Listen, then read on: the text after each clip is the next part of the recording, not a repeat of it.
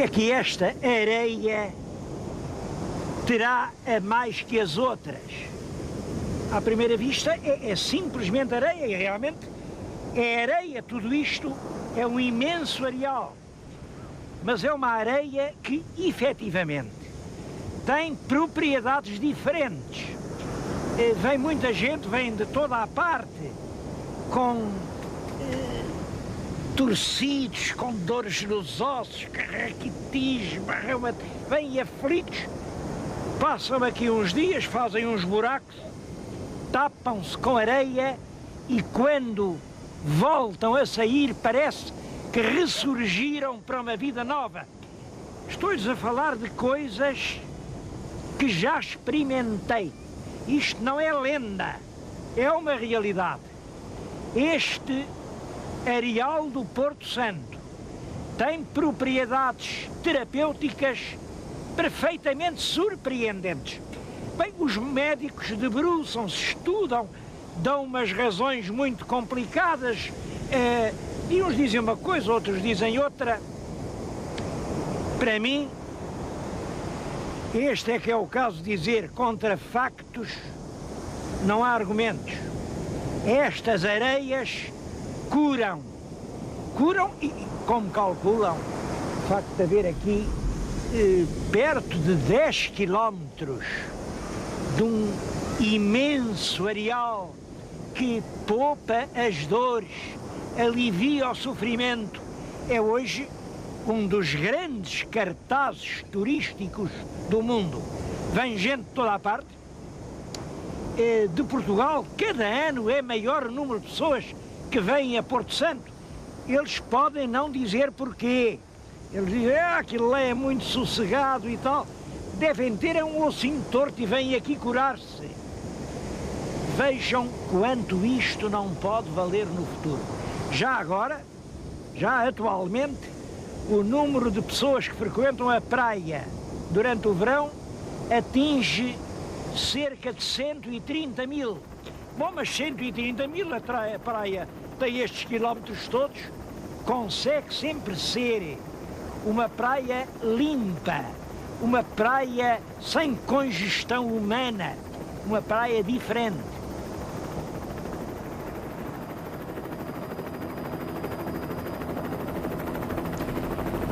A praia de Porto Santo fica, naturalmente, na ilha do Porto Santo, no arquipélago da Madeira. Bom, e tem esta particularidade. Foi a primeira ilha onde os portugueses iniciaram a sua grande caminhada pelo mundo. Ninguém sabe ao certo quando foi. Os livros têm umas datas, 1418, 1419. Eu não acredito em nada disso e não há a mínima prova para nada disso. Dizem que os portugueses voltavam, há sempre essa ideia, regressavam da África, regressavam do desterro de Ceuta. Bom, é por isso que dizem que foi em 1419, mas eu tenho uma outra ideia bem diferente. Os senhores telespectadores sabem que na história também há tabus. E nós, na nossa história, não temos só vitórias. Também temos, e muitas, grandes derrotas. A gente não perdeu só a guerra em Alcácer Quibir. Tem perdido imensas vezes. Aconteceu, e ninguém conta isso, que no ano de 1424, o infante Dom Henrique fez uma grande expedição com toda a sua gente, 2.500 homens, quer dizer, todos os seus servidores, os seus cavaleiros, os seus escudeiros, toda a gente, mandou-os à conquista das Canárias. O comandante era um Dom Fernando de Castro.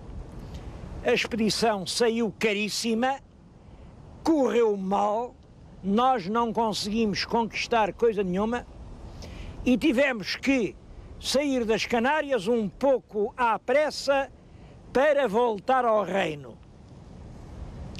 Eu julgo que foi nesse regresso das Canárias, depois de uma expedição malograda, que o infante mandou ocupar Porto Santo. E porquê? Porque se dizia que isto de Madeira e Porto Santo ainda eram Canárias. Ora, os espanhóis diziam, as Canárias são nossas, aqui ninguém põe o pé. Canárias, Castela. Ora bem, mas a verdade é que na Madeira e Porto Santo, por enquanto, eram desertas. E aí o infante Dom Henrique apressou-se e deu ordem a alguns dos seus melhores servidores para irem depressa instalar-se em Porto Santo e na Madeira. Eles começaram exatamente aqui por Porto Santo. Quando o navio navega daqui para Portugal, quando não tem tempo favorável, é obrigado a navegar nesta direção, até apanhar ventos que permitam fazer vela em direção aos portos portugueses. E quando faz isto, é impossível não ver a Madeira e Porto Santo. Isto é muito importante porque há pessoas que dizem, afinal a Madeira já está representada nos mapas do século XIV, não foram os portugueses que descobriram.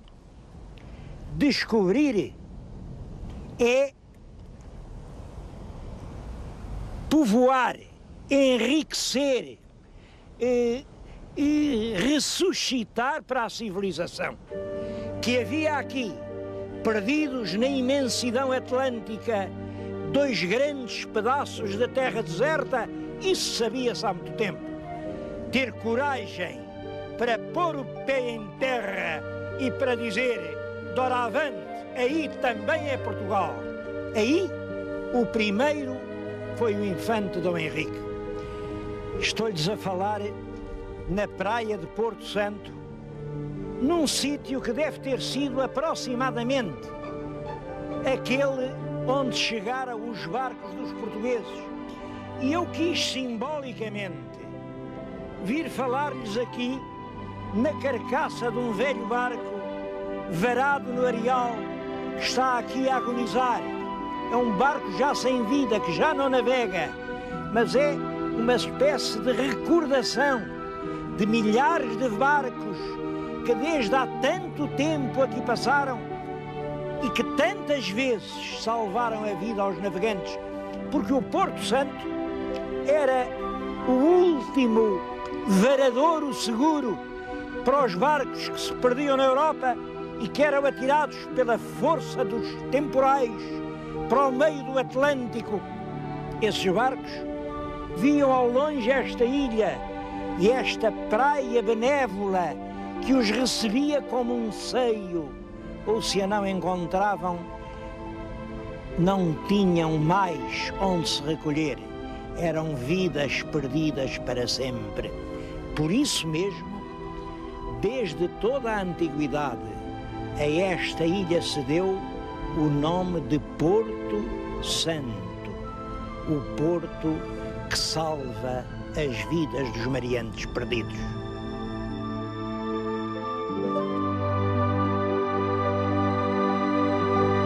Para dirigir o povoamento na ilha, o infante Dom Henrique escolheu 3 capitães. 2 eram cavaleiros que o serviam a ele próprio, o Zarco e o Tristão Vaz. O outro era um cavaleiro do infante Dom João, Bartolomeu Perestrelo. É curiosa a divisão que foi feita.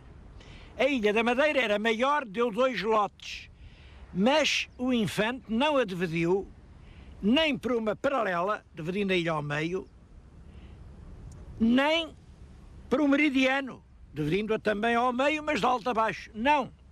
escolheu uma linha oblíqua. Para quê? Para ambos ficarem com norte e com sul, com leste e com oeste, portanto numa posição equilibrada. Quanto ao donatário aqui do Porto Santo, quanto ao Bartolomeu Perestrelo, completa uma ilha inteira, sempre era melhor que meia ilha, pensava ele. Bom, mas o que aconteceu foi isto: Perestrelo vem realmente para aqui, esteve aqui anos, esforçou-se, mandou cavar a terra, mandou meter sementes, mandou vir gente de longe, gastou tudo quanto tinha e morreu na miséria. Estabeleceu-se depois uma lenda que ainda hoje se conta. Diz que quando vinham no barco traziam uma coelha prenha numa gaiola, a coelha com os balanços do mar deu à luz uma grande ninhada de coelhinhos e eles, quando chegaram cá, largaram os coelhinhos na praia. Como vocês sabem, os coelhos reproduzem-se muito depressa. Cada um daqueles coelhinhos fez uma ninhada e depois outra ninhada, e daí a meia dúzia de anos a praga dos coelhos era tanta, que não restava nem um talo para os homens comerem. E aí os povoadores tiveram de desistir e foram-se embora. Claro, isto é uma lenda, mas que oculta uma verdade. Ao fim de alguns anos tinha-se verificado que era quase impossível viver na ilha. O problema não era coelhos a mais, era água a menos. Durante muito tempo, o grande drama do Porto Santo foi falta de água para beber. Eu lembro-me ainda há anos, quando estive aqui há já bastantes anos, bebi um cafezito, tudo aquilo era sal, era feito com água salobra. Hoje não.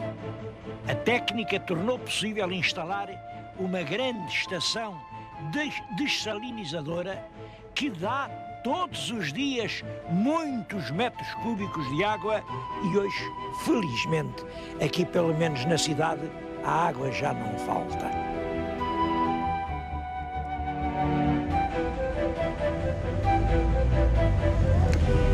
O grande vulto histórico dos primeiros tempos do Porto Santo é, sem dúvida nenhuma, o Bartolomeu Perestrelo. Foi ele quem arrancou com esta obra. Aliás, nesta ilha há só um herói. É o Bartolomeu Perestrelo. E há só um monumento, que é este que está aqui junto de nós. Se há só um herói e só um monumento, o meu telespectador está a pensar que aquele é o Bartolomeu Perestrelo. Está enganadíssimo. Aquele é, mais uma vez, o Cristóvão Colombo. E há uma certa razão para isso. Uma razão assim um bocado por afinidade, mas há. Querem ver? O Bartolomeu Perestrelo casou duas vezes. A primeira com uma senhora, enfim, de certa fidalguia de Lisboa, que chamava-se Beatriz Furtado Mendonça. E daí teve algumas filhas. Eu só vou falar numa, porque essa interessa. A Iseu. A Iseu casou com um rapaz dos Açores que era capitão da Graciosa. Era o Correia, com o Correia. Bom, mas a primeira mulher do Perestrelo morreu e ele casou segunda vez. Casou com uma rapariga chamada Isabel Muniz. Era lá irmã de uns cônegos, a Isabel Muniz. E dessa Isabel Muniz teve uma filha que se chamou Filipa Muniz. A Filipa Muniz, quando o pai já tinha morrido há muito tempo, no recolhimento em Lisboa, no recolhimento de Santos Novo, e apareceu lá a pedi-la um belíssimo rapaz, navegador, um rapaz de futuro, que se chamava Cristóvão Colombo. Portanto, quem está aqui não é o herói do Porto Santo, é o genro do herói do Porto Santo. É o rapaz de futuro que casou com a filha Filipa. A gente diz sempre Filipa Muniz por Estrelo. Bom, era só Filipa Muniz, porque naquela altura as pessoas não tinham dois apelidos. Mas enfim, era filha do Prestrelo. E aqui há uma dúvida. Como é que o Cristóvão Colombo, que era talentoso, que era ambicioso, foi procurar para casar essa Filipa, coitada da Filipa, já não tinha ninguém que a quisesse, estava num recolhimento, não tinha fortuna porque o pai dela gastou tudo quando tinha aqui, morreu na miséria. A viúva acabou por vender esta ilha toda, imaginem, por 300 mil réis e vendeu-a ao tal Correia da Graciosa. Isto também tem importância, porque o Colombo conheceu esse Correia que, portanto, era concunhado dele. Falaram muito e o Correia dizia-lhe: olha, eu estou na Graciosa, é lá nos Açores, e eu já tenho visto dar à praia troncos que são de árvores. Onde há árvores há terra, e essa terra nunca ninguém a descobriu. E conta outras informações.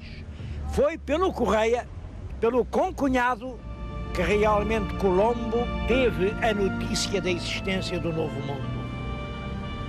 Mas eu estava a dizer como foi possível que um homem com um futuro tão grande fosse casar com uma moça com uma fortuna tão pequena. Há um filho do Colombo, que escreveu a vida do pai e que diz que o velho Bartolomeu Prestrelo, que tinha vivido aqui no Porto Santo, aqui onde eu ando, certamente tinha escrituras, tinha mapas, tinha informações dos outros mundos a descobrir, e que tudo isso foi parar às mãos do Colombo com o casamento. Esse filho do Colombo chega a dizer isto, e aqui está o que foi o princípio de todo esse grande orbe. Eu acho esta frase bonita. É um filho do Colombo que diz que foi aqui, neste pequeno Porto Santo, que nasceu o grande mundo novo, a que ele chama grande orbe. É por isso perfeitamente justo que a ilha do Porto Santo comemore a memória do Colombo.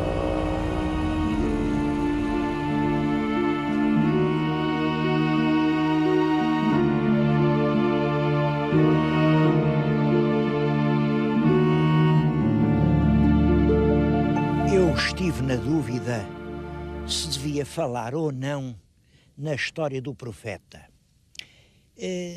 Ainda há certas pessoas antigas que não gostam muito de ouvir falar nisso, mas realmente os porto-santenses evoluídos, cultos, modernos, assumem a verdade da história. Isto é um facto histórico.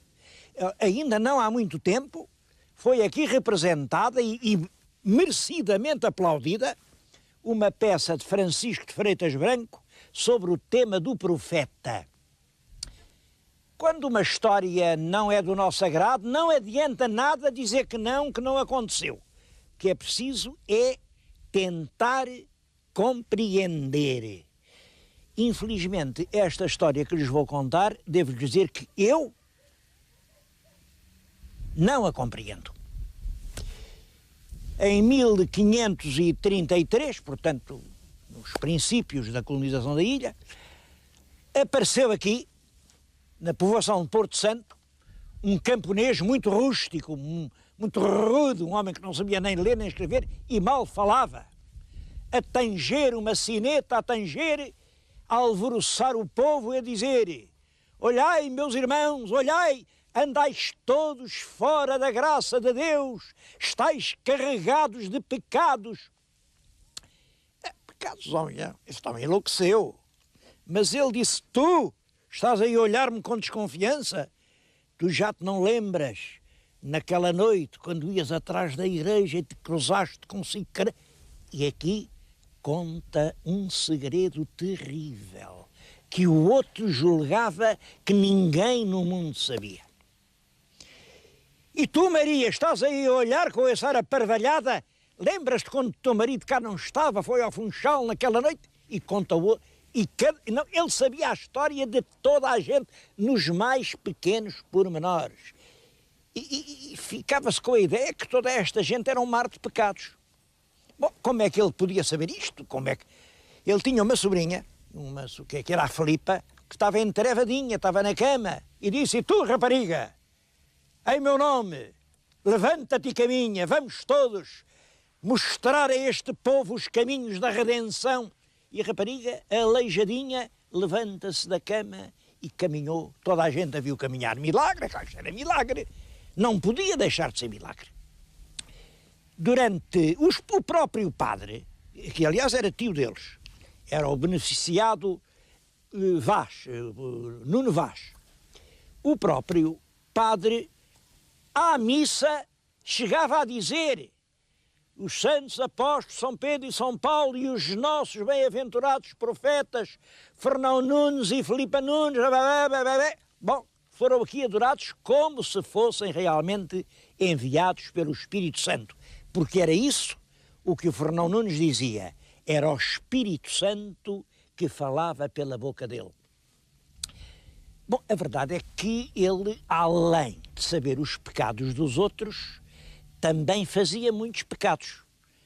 Comia tudo o que os outros tinham, mandava despir na igreja, as mulheres alheias, aquilo era uma pouca vergonha. Há uma história de um Rodrigo, bem, eu nem quero contar, mas aquilo era uma badalheira que vocês não imaginam. Chegou ao Funchal, as autoridades souberam, mandaram aqui o corregedor prendeu o profeta, prendeu a sobrinha, prendeu toda a gente metida no caso e foi tudo para Évora, para o Tribunal do Santo Ofício, que era o competente para casos destes. O tribunal julgou conscienciosamente e não condenou o profeta. Disse que aquilo, tudo que tinha acontecido, era tão terrível que só podia ser obra do diabo. E onde o diabo põe a garra, a justiça humana não pode pôr o pé. Até hoje, eles não voltaram mais aqui. Até hoje não se soube a verdade sobre o profeta. Há 4 explicações a que o profeta dava, que era realmente a iluminação do Espírito Santo, é que deu o Santo Ofício em Évora, que aquilo eram as más artes do diabo, é que diziam aqui as línguas da aldeia, que era a rapariga Filipa Nunes que estava a fingir paralítica, por isso ficava na aldeia, via tudo o que se passava e sabia os segredos de cada um. E uma outra hipótese que também houve quem levantasse, que tudo aquilo foi arranjado pelo padre Nuno Vaz, que ouvia de confissão os segredos terríveis e depois foi meter tudo aquilo no bico da sobrinha para ela arranjar toda essa atrapalhada. A verdade, eu não a sei. E os senhores telespectadores escolham o que lhes parece mais perto do verdadeiro. Se seria uma intervenção do demónio, se uma iluminação do Espírito Santo.